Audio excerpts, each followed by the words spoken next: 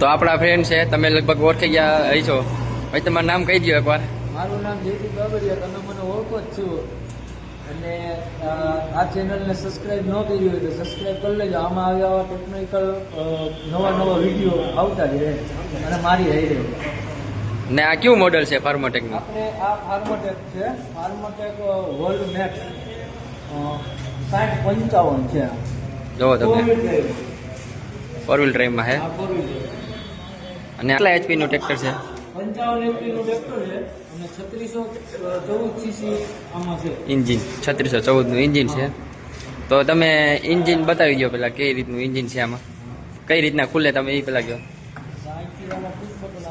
Push button મૂકી દેવાનું, એની રીતે હાજર થઈ જાય.